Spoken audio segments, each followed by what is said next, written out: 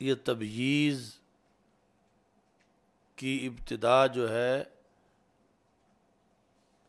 کہاں ہوئی؟ تجاہ وجہ منبع شریعت والدرر،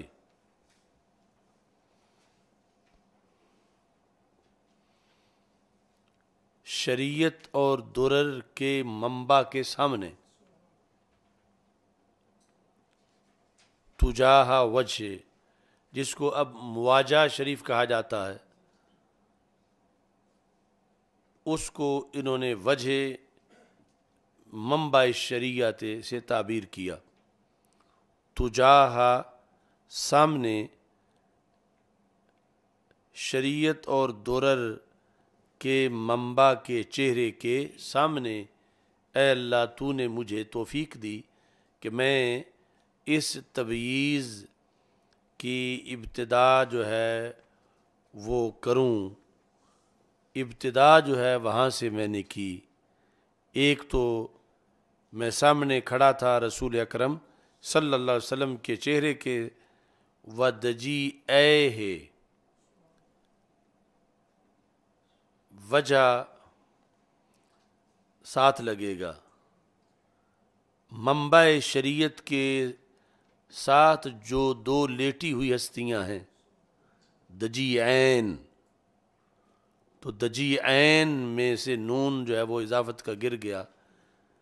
دجی عن ایک لیٹی ہوئی ہستی، دجی آن دو لیٹی ہوئی ہستیاں، یعنی ایک تو منبع شریعت، دوسری دو وہ ساتھ لیٹی ہوئی ہستیاں. الجلیلین، جو دونوں بزرگ ہستیاں ہیں، ابی بکر و عمر رضی اللہ تعالی عنہما. یعنی ان تین ہستیوں کے چہرے کے سامنے میں نے تبرک کے لیے اس تبییض کا آغاز کیا. اور اے اللہ تیری حمد ہے کہ تو نے یہ مجھے توفیق بخشی. بعد الاذن منہ صلی اللہ علیہ وسلم، پہلے رسول اکرم صلی اللہ علیہ وسلم سے میں نے اجازت لی کہ میں یہ کام کرنے لگا ہوں. اجازت لینے کے بعد پھر میں نے یہ کام کیا.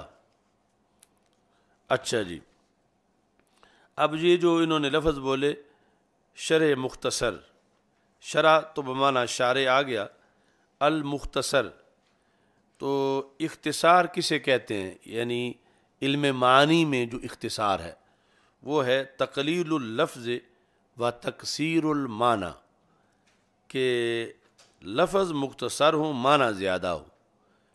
ایک تو عام اختصار ہے نا، ویسے ہی جس اختصار میں کوئی خوبی نہ ہو کہ لفظ بھی مختصر ہے معنی بھی مختصر ہے، لیکن وہ اختصار جو ایک فضیلت ہے کہ لفظ کم ہو معنی زیادہ ہو، اور اس کو ہی ایجاز کہا جاتا ہے. ایک تو اعجاز ہے عین کے ساتھ اور ایک ایجاز ہے یا کے ساتھ. تو ایجاز ہے اختصار، اور یہ وہ اختصار ہے کہ لفظ تھوڑے ہوں اور معنی زیادہ ہو.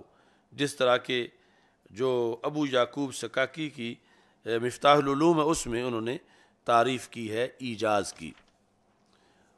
تجاہ قاموس میں ہے وجاہ کا و تجاہ کا مثلثین،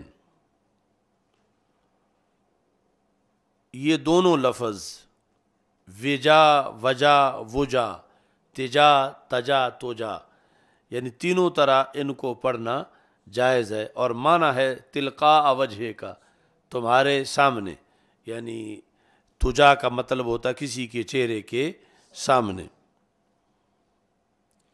منبع شریعہ، اے محل نبعہا، منبع نبع ینبع، اس سے منبع ظرف کہ نبع نبع کی جگہ، تو نبع یعنی کسی چشمے کے پھوٹنے کی جو جگہ ہے وہ ہے منبع، جہاں سے وہ چشمہ پھوٹا ہے. منبع محل نبعہا، جہاں سے شریعت پھوٹی ہے، شریعت کا سرچشمہ.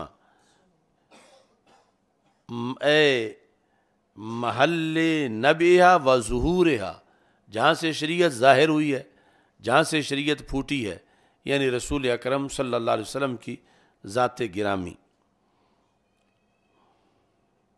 شبہ الظہور بالنبی، یعنی مظہر کی جگہ منبع کہا، مظہر کی جگہ یعنی حقیقت میں تو ہے شریعت کے ظہور کی جگہ، لیکن اس کو شریعت کے نبوغ کی جگہ منبع کہا، تو ظہور کو تشبیہ دی کس کے ساتھ؟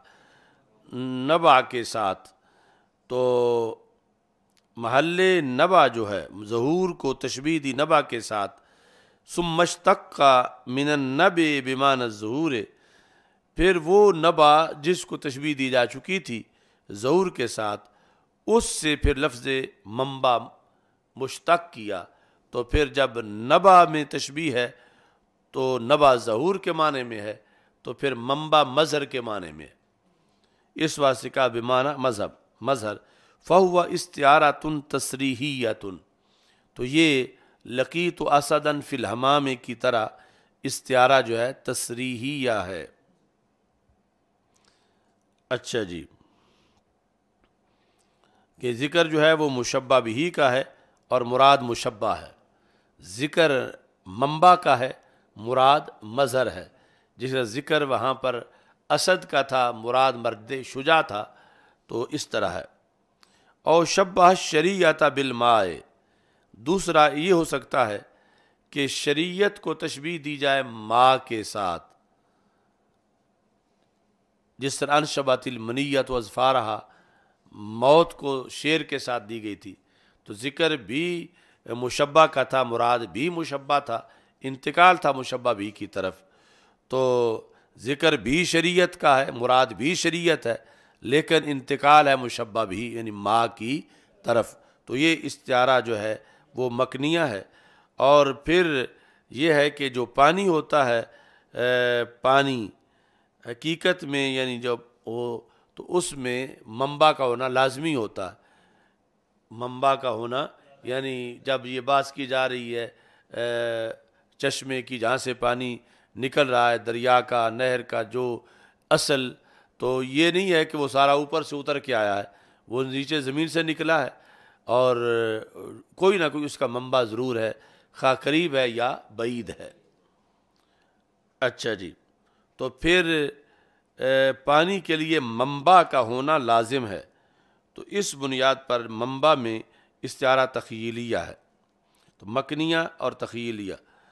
والمعنی وجہ صاحب منبع شریعت، یہ شریعت کے منبع کے سامنے، مطلب ہے صاحب شریعت کے چہرے کے سامنے، یعنی شریعت کا کہ منبع کا چہرہ نہیں ہے، صاحب شریعت کا چہرہ ہے، تو ان کے چہرے کے سامنے منبع شریعت کے یعنی منبع شریعت کے صاحب ہیں رسول اکرم صلی اللہ علیہ وسلم، تو آپ کے چہرے کے سامنے۔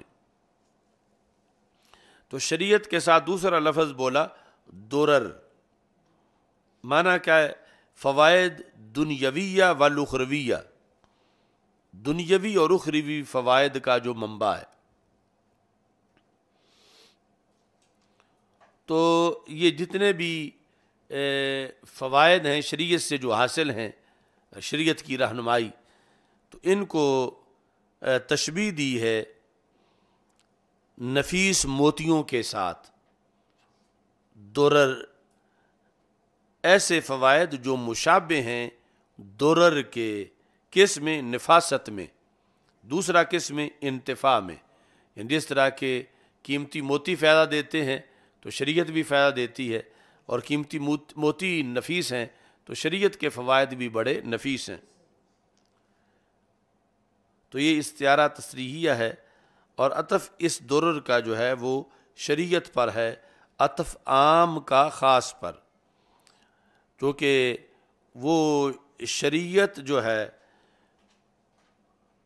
عطف عام کا خاص پر، وہ مطلب ہے خصوصی درر ہیں، اور یہ بعد والے اس کے مقابلے میں عام درر ہیں، تو یا اس کے اندر بھی وہ خصوصی درر جو ہیں وہ شریعت میں ہیں، اور یہ عطف ہے عام کا خاص کے اوپر۔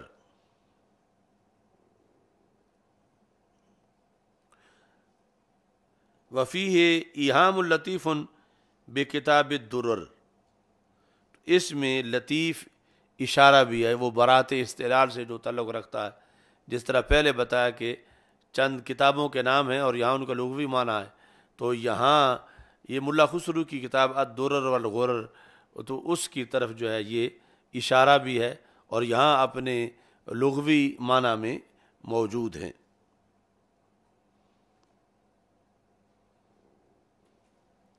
اچھا جی،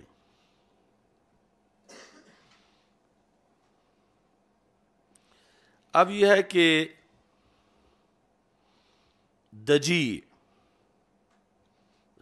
اے عطف ہے اوپر منبع کے، اور مرادی معنی ہوگا صاحب منبع کے، یعنی ایک تو رسول اکرم صلی اللہ علیہ وسلم کے چہرے کے سامنے، اور دوسرا سرکار دو عالم صلی اللہ علیہ وسلم کے ان دو اصحاب خلفاء کے چہروں کے سامنے۔ تو دجی عین تثنیہ ہے دجی کی، اور دجی بمعنی مداجع ہے، مداجع ساتھ لیٹنے والا۔ مداجع کون ہوتا ہے یا دجی کون ہوتا ہے؟ ہوا من ید تاجیو بے حذاء آخر بلا فاصل، دوسرے کے مقابلے میں جو لیٹا ہو، مطلب ایک کو دجی نہیں کہہ سکتے، دجی کے لیے دو کا ہونا ضروری ہے، اور پھر ہر ایک دوسرے کے لحاظ سے دجی ہوگا۔ تو ایک جو دوسرے کے مقابلے میں لیٹا ہو اور درمیان میں فاصل نہ ہو تو پھر دجی ہے، درمیان میں فاصل نہ ہو۔ تو پھر یہاں انہیں کس لحاظ سے دجی کہا گیا؟ یعنی لغوی طور پر تو پھر درمیان میں ایک اینٹ کا بھی فاصلہ نہیں ہونا چاہیے، جبکہ یعنی یہاں فاصلہ تو درمیان میں موجود ہے، یعنی اتنا فاصلہ جو اور تو کسی کو میسر نہیں ایسا قرب، لیکن وہاں جو لفظ دجی کا لغوی معنی ہے اس کے لحاظ سے تو پھر قبر ایک ہی ہوتی تو پھر یہ اطلاق ہوتا، کیونکہ وہاں جدا جدا قبریں ہیں اور درمیان میں جو ہے وہ فاصلہ تھوڑا سا موجود ہے، تو اس کو کہتے ہیں کہ وَأَطْلَقَ عَلَيْهِمَا دَجِيَيْن لِقُرْبِهِمَا مِنْهُ صلی اللہ علیہ وسلم، کہ باقی لوگوں کا کسی کا 1000 فٹ کا فاصلہ ہے، کسی کا میلوں کا فاصلہ ہے، کسی کا ہزاروں میلوں کا فاصلہ ہے، اور یہ دو ہستیاں ہیں کہ جن کا سب سے کم فاصلہ ہے رسول اکرم صلی اللہ علیہ وسلم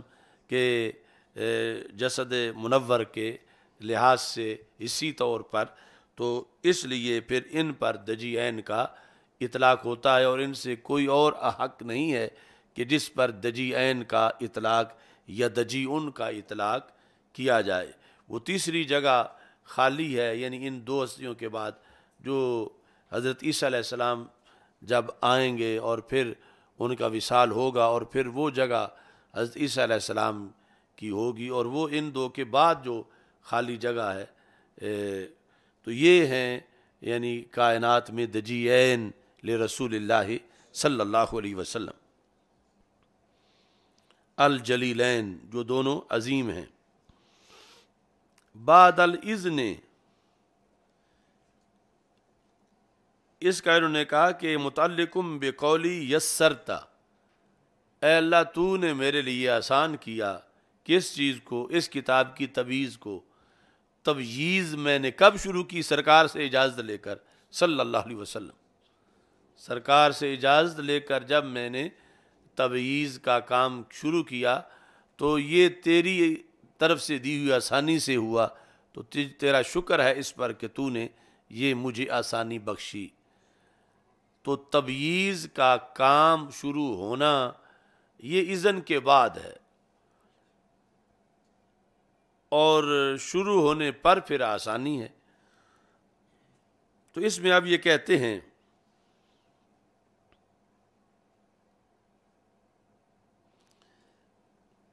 یا تو پھر اذن سے مراد ہے صریح اذن.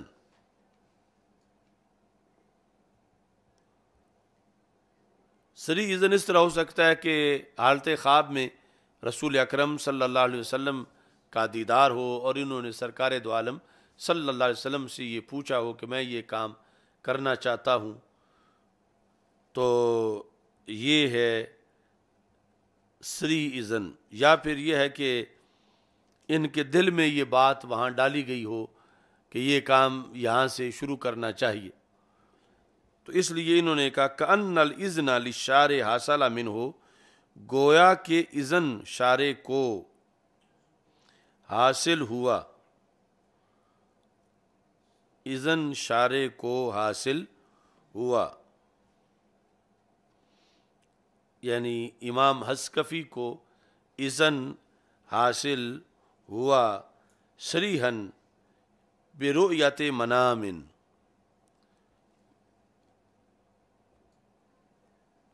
رؤیت یعنی خواب کے ذریعے سے یا الہام کے ذریعے سے. بہرحال اذن تھا، یا تو انہوں نے اس الہام کو اذن قرار دیا یا خواب میں. تو چونکہ یہ رسول اکرم صلی اللہ علیہ وسلم کی ظاہری حیات کے بعد کا مسئلہ ہے، ایک ہے کہ اس کو کہا جائے اذن نبوی، تو وہ کہ جب سرکار دو عالم صلی اللہ علیہ وسلم ظاہری حیات میں تھے. اب اس کو جو اذن نبوی کہا جا رہا تو یہ اس لیے کأنہ استعمال کیا، یعنی حقیقت تو تب تھی کہ جب انا تب تھا جب ظاہری حیات سرکار دو عالم صلی اللہ علیہ وسلم کی جو ظاہری حیات ہے اس میں جس کو اذن ملا تو وہ حقیقی اذن نبوی ہے، اور یہ گویا کہ اذن نبوی ہے چونکہ وصال کے بعد خواب کے اندر انہیں یا الہام میں یہ اذن حاصل ہوا. اچھا جی، تو یہ بھی حیات النبی صلی اللہ علیہ وسلم کے لحاظ سے ہماری دلیل ہے، بالخصوص مماتی گروپ کے مقابلے میں.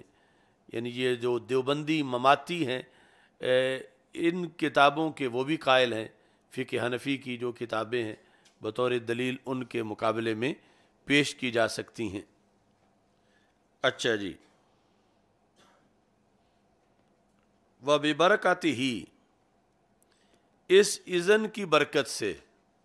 یہ امام شامی کا آگے عقیدہ ہے پھر کہ چونکہ انہوں نے اس طرح کر کے یہ کتاب لکھی لہٰذا یہ کتاب باقی کتابوں پہ فائق ہو گئی زمانے میں. کون سی کتاب؟ در مختار. یہ باقی کتابوں پر جو تنویر الابصار کی باقی شروحات تھیں ان پر یہ فائق ہو گئی. امام شامی رد المحتار میں یعنی اپنا یہ عقیدہ ظاہر کر رہے ہیں چونکہ یہ کام اس طرح ہوا تو اس خوش عقیدگی کی بنیاد پر اس میں برکت آ گئی. اب کوئی اگر وہابی اس پر شرح لکھے تو وہ یہ کہے گا کہ یہ جو بدعت کا ارتکاب کیا انہوں نے یا غیر شرعی کام کیا، یا جو کوئی فنا فی الوہابیت ہو تو کہ ابو جہل جیسا کام کیا معاذ اللہ، جس طرح وہ اب اپنی کتابوں میں اس کو ابو جہل سے بڑا شرک قرار دے رہے ہیں کہ وہاں جا کر فائدے کے لیے پکارنا یا یہ سمجھنا کہ یہ لکھوں گا تو فائدہ یہاں عام لکھنے سے زیادہ ہوگا، تو اس کو ابو جہل سے بڑا شرک قرار دے رہے ہیں معاذ اللہ. تو لیکن یہ امام شامی کا عقیدہ ہے کہ انہوں نے پہلے اس چیز کا جو اوپر آئی اس کو ذکر کر کے پھر اپنے حسن عقیدہ پر یہ کہا وَبِبَرَكَتِهِ، اس اذن کی یہ برکت ہے. فَاقَ هَذَا الشَّرْعُ عَلَى غَيْرِهِ، کہ یہ شرع باقی شرعوں پہ غالب آ گئی، فوقیت لے گئی. آگے ایک مزید انہوں نے پھر انکشاف کر دیا امام شامی نے، کیا؟ کما فاق متنہ، جس طرح اس شرع کا متن بھی فائق ہوا. متن کون؟ تنویر الابصار. جس طرح در مختار کو فوقیت ملی تو اس کے متن تنویر الابصار کو بھی فوقیت ملی. تو کہ یعنی موجودہ صورتحال سے یہ پتہ چلا کہ شارع بریلوی تھا، اور انہوں نے آگے کہا کہ ماتن بھی بریلوی تھا.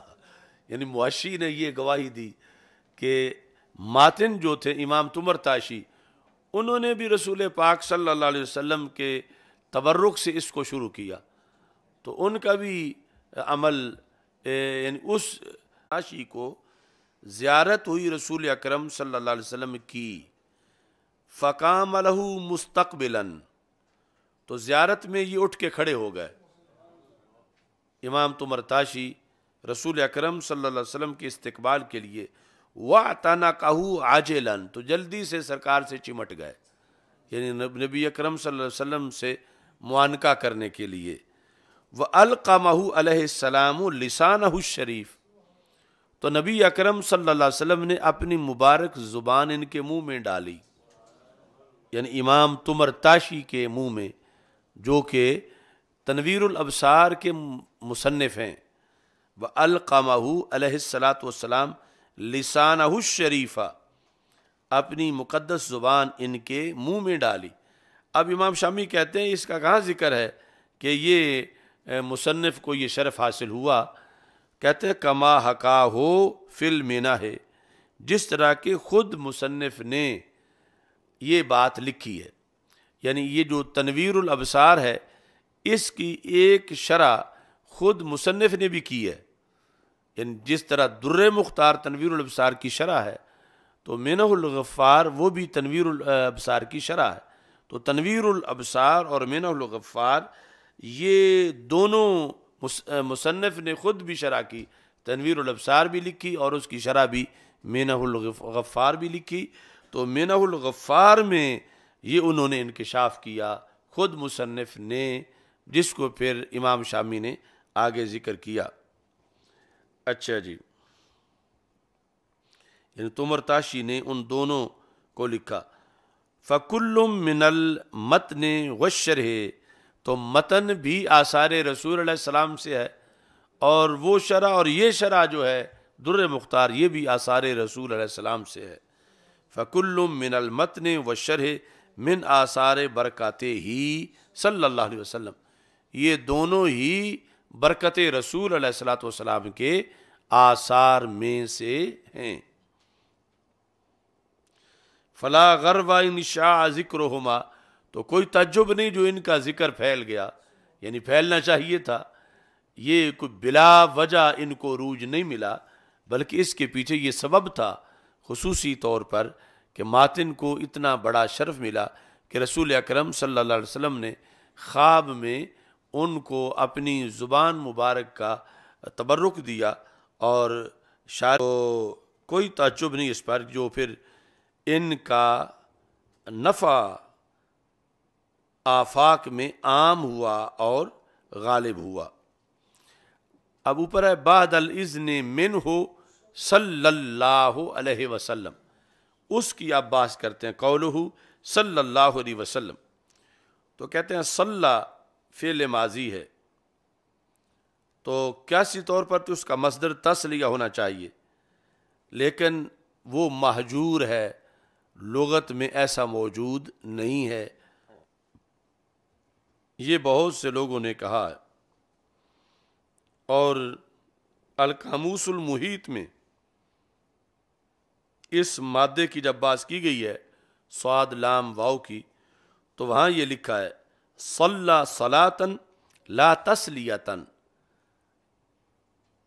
یعنی ان کا طریقہ ہے نا کہ ماضی لکھ کے آگے مصدر لکھتے ہیں، تو ماضی لکھ کے صلی ماضی لکھی تو مصدر صلاۃً لکھا، لا تسلیۃً، تو تسلیہ سے صرف خاموشی اختیار نہیں کی بلکہ نفی کر دی کہ اس کا مصدر تسلیہ نہیں ہے بلکہ صلاۃ، یعنی نہیں ہے کا مطلب یہ ہے کہ لغتاً مہجور ہے، اگرچہ قیاس تو وہی ہے کہ تسلیۃً ہو، لیکن یہ ایسا استعمال نہیں ہوا تو مصدر اس کا صلاۃ پھر کہا جائے گا۔ معنی کیا ہے؟ دعا، صلی دعا۔ اچھا جی، یہ جو بات کی گئی اس کے مقابلے میں پھر ایک اس کا استعمال بھی ذکر کرتے ہیں کہ قیاس تو تھا کہ مصدر تسلیہ ہو، لیکن وہ مہجور ہے، مہجور ہونے پر دلیل القاموس المحیط ہے، لیکن بعض نے اس کو استعمال بھی کیا ہے۔ وہ کیا ہے؟ وَيَرُدَّ تَرَكْتُ الْقِيَانَ، تو قینا کہتی ہیں کنجری عورت کو، گانے بجانے والی، ترکت القیان و عزف القیانی، تو میں نے کنجریوں گوینوں کو چھوڑا اور ان کے گانے بجانے کو چھوڑا، وہ میں نے ترک کر دیا۔ عزف ہے وہ جو ان کے گانے بجانے کی آواز ہے۔ وَأَدْمَنْتُ تَسْلِيَةً وَابْتِهَالًا، تو میں نے اپنے آپ کو درود و سلام اور اللہ کے دربار میں گڑ گڑانے کا عادی بنا لیا۔ أَدْمَنْتُ تَسْلِيَةً وَابْتِهَالًا، تو اب یہاں پر لفظ تسلیہ استعمال ہے، تسلیہ، اور تسلیہ جو ہے وہ صلات سے ہے، اور ابتحال یعنی گڑ گڑانا دعا میں۔ تو زوزنی نے اس کو یعنی اس شعر کے علاوہ بھی۔ اچھا جی، اب یہ ہے کہ کوہستانی کے اندر، کوہستانی یعنی جامع الرموز، جامع الرموز یہ شرح وقایہ کا حاشیہ، یہ شرح وقایہ کی شرح جامع الرموز، اس کے اندر جو ہے وہ امام کوہستانی نے یہ لکھا کہ الصلاۃ اسم من التسلیہ، کہ صلاۃ جو ہے یہ تسلیہ سے اسم ہے، وکلاہما مستعمل، اور دونوں ہی یہ استعمال ہوتے ہیں۔ اس کا مصدر جو ہے وہ جوہری کے مطابق استعمال نہیں ہوتا، یعنی جوہری کی کتاب الصحاح اس میں انہوں نے یہ کہا، تو یہ مختلف جو آراء تھیں وہ انہوں نے ذکر کر دیں، اور جس میں فقہ کی ایک کتاب کا بھی حوالہ دیا۔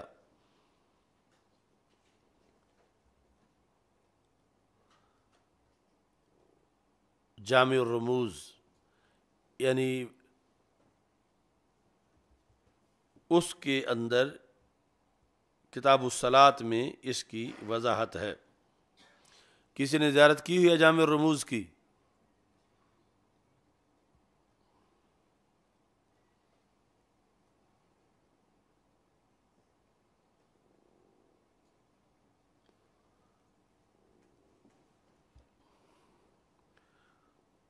تو یہ میرے پی ایچ ڈی کے تھیسز میں اس کے کچھ حوالے تھے، تو اس وقت جامعہ نظامیہ کی لائبریری سے میں نے وہ لگائے تھے، اور کچھ وقت وہ اپنے پاس رکھی تھی جامع الرموز، اور پھر وہاں واپس کر دی تھی۔ یعنی یہ اب چھپنے کے لحاظ سے مفقود ہے، وہ ویسے وہ قلمی نسخہ نہیں بلکہ چھپا ہوا تھا جو جامعہ نظامیہ کی لائبریری میں ہے۔ اچھا جی،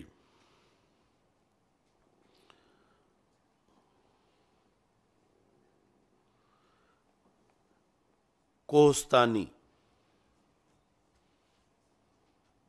اب اس کا خلاصہ بیان کرتے ہیں۔ والجمہور علی انہما انہا حقیقۃ لغویۃ فی الدعاء مجاز فی العبادۃ المخصوصہ کما حققہ السعد فی حواشی الکشاف۔ زمخشری کی جو کشاف ہے اس پر حاشیہ ہے سعد الدین تفتازانی کا، اس حاشیے میں انہوں نے یہ لکھا ہے کہ لغوی معنی اور حقیقی معنی صلاۃ کا وہ دعا ہے، یعنی نماز جو ارکان مخصوصہ ہیں یہ لغوی اور حقیقی معنی نہیں ہے، حقیقی معنی مطلقاً دعا ہے، اور یہ جو عبادت مخصوصہ میں لفظ صلاۃ کو استعمال کیا جاتا ہے تو یہ مجازی طور پر استعمال کیا جاتا ہے۔ الاشباح کا جو حاشیہ حموی ہے اس میں اس کی مکمل بحث جو ہے وہ موجود ہے۔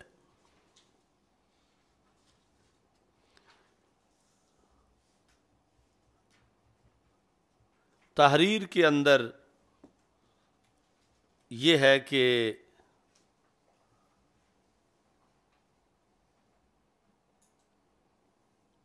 یعنی جو ابن حمام کی علم کلام پر ہے، یا موضوعۃ للاعتناء باظہار الشرف، اظہار شرف کا لحاظ کرنا ہو اس کے لیے لفظ اصلاۃ کی وضع ہے۔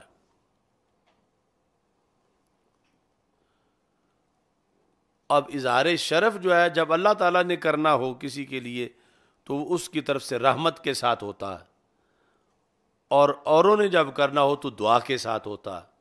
تو اصل اس کا جو وضع ہے وہ ہے اظہار شرف کے اعتناء کے لیے، وَيَتَحَقَّقُ مِنْهُ تعالیٰ، اور وہ اعتناء بِاظہار شرف متحقق ہوتا اللہ تعالیٰ کی طرف سے کہ کسی پر رحمت کرے، اور اللہ تعالیٰ کا غیر جو ہے اس کی طرف سے خواہ وہ فرشتے ہوں یا اور تو بالدعائے، دعا کی وجہ سے۔ تو اس بنیاد پر یہ مشترک مانوی کے قبیلے سے ہے، مشترک مانوی۔ تو کہتے ہیں وہ ارجع من المشترک لفظی، یہ مشترک مانوی جو ہے یہ مشترک لفظی سے زیادہ راجح ہے۔ تو ایک تو یہ تحریر کے اندر انہوں نے اس کو مشترک مانوی قرار دیا، دوسرا یہ ہے کہ پھر یا یہ مجاز ہے، جس طرح پہلے قول آیا کہ مذکورہ اعتناء میں جب استعمال ہو تو مجازن استعمال ہوتا ہے، اور حقیقت کے اندر جو ہے وہ دعا کے لیے، حقیقت کے اندر دعا کے لیے استعمال ہوتا ہے۔ وَبِهِ انْدَفَعَ الِاسْتِدْلَالُ بِقَوْلِهِ تَعَالَى إِنَّ اللَّهَ وَمَلَائِكَتَهُ يُصَلُّونَ عَلَى النَّبِيِّ،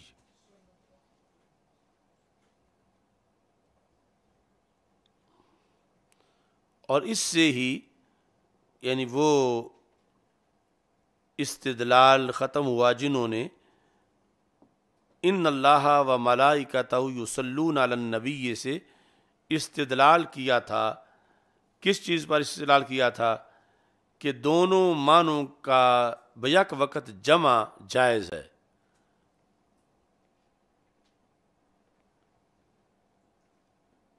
دونوں معنوں حقیقت میں اور مجاز میں، کہ یصلون ایک لفظ بولا جا رہا ہے تو ایک معنی اس کا اللہ تعالیٰ کے لحاظ سے لیا جا رہا ہے اور دوسرا فرشتوں کے لحاظ سے لیا جا رہا ہے، تو دونوں معنی بیک وقت جو ہیں وہ ایک ہی لفظ سے لیے جا رہے ہیں، حقیقت بھی اور مجاز بھی۔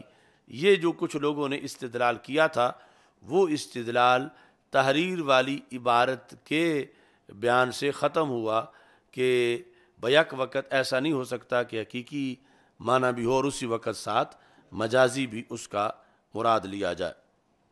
آگے انشاءاللہ کل اس کا کریں گے۔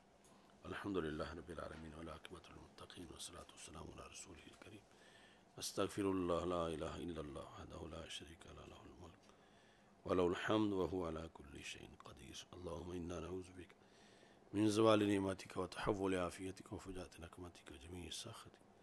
اللہم بارک لنا فی الامور کلها وصلی اللہ